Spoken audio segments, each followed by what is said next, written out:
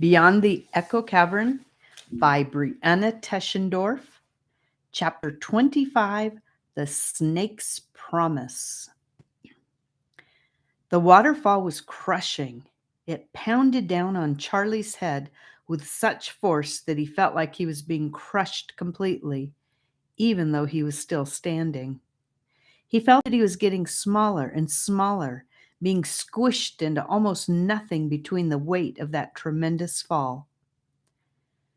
At the same time, unaccountably, he felt himself almost lifted up and floating, as if the waterfall were washing away a weight that he had been carrying and didn't need. This all happened very quickly. Before he knew it, his feet were giving way underneath him, and he found that he was slipping, sliding, and rushing with the water, away, away into the rainbow stream in the middle.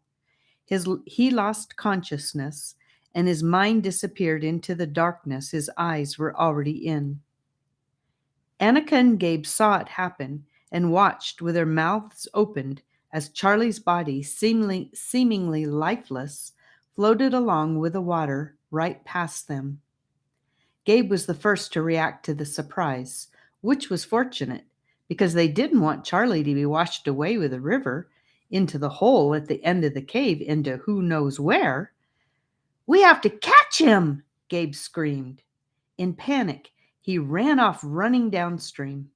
Annika went straight forward and tried to grab him, but just missed. Gabe was faster and grabbed one of Charlie's arms, but Charlie was heavy, and Gabe almost slipped in too. "Annika, help!" Gabe called.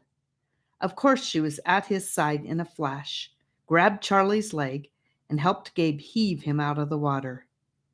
"We shouldn't have let him go in alone," she sobbed. "Quick, how do we see if his heart is still beating?" Gabe asked his sister, assuming she was all-knowing. "I don't know," she wailed, and knelt beside Charlie and began patting his cheek. "Charlie, Charlie, wake up," she called. Gabe was more sensible and put his ear to Charlie's chest to see if his heart was beating. He couldn't hear anything. "Annika," he hollered, "stop yelling. I cannot hear his heartbeat. Let me listen." "Okay," she sniffed. Gabe listened again. He heard nothing. His own heart began to beat wildly. Charlie's heart had stopped. In terror, no longer thinking clearly, he slapped Charlie's cheek and said, "Please wake up, Charlie. Please wake up." As if in response, Charlie's lips parted. A deep, racking cough that doubled up his body came out violently. He opened his bright blue eyes and smiled. "I can see," he exclaimed, breathing heavy, relieved breaths of the good Pertamian air. "I can see. I have no more pains, and I can see." Gabe and Annika were too startled and relieved to react immediately.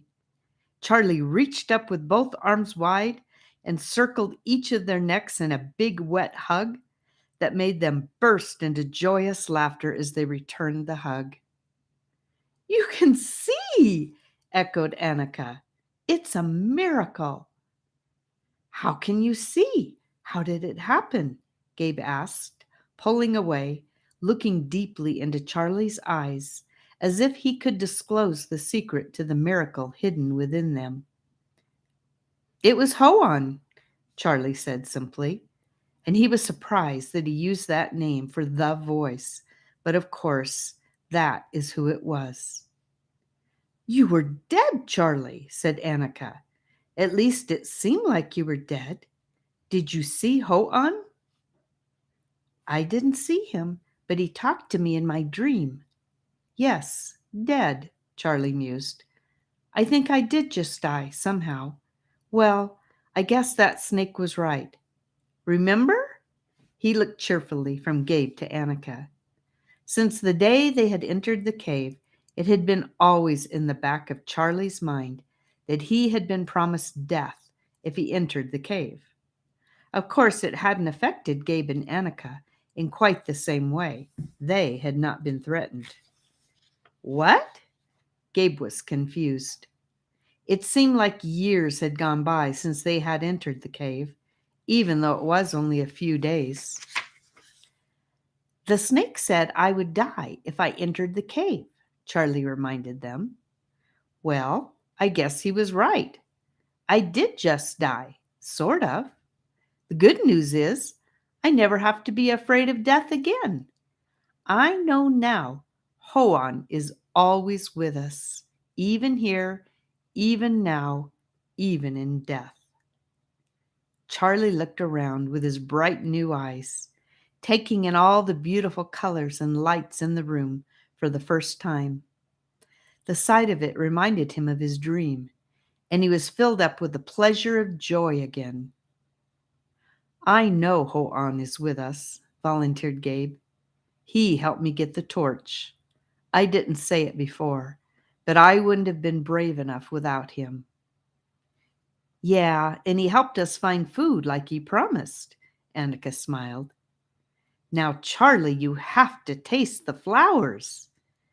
Yes, I would absolutely love to, he beamed at them, knowing he would never be the same again. They all hopped up and began anew their enjoyment of their special place. And that's the end of chapter 25. I hope I see you in chapter 26.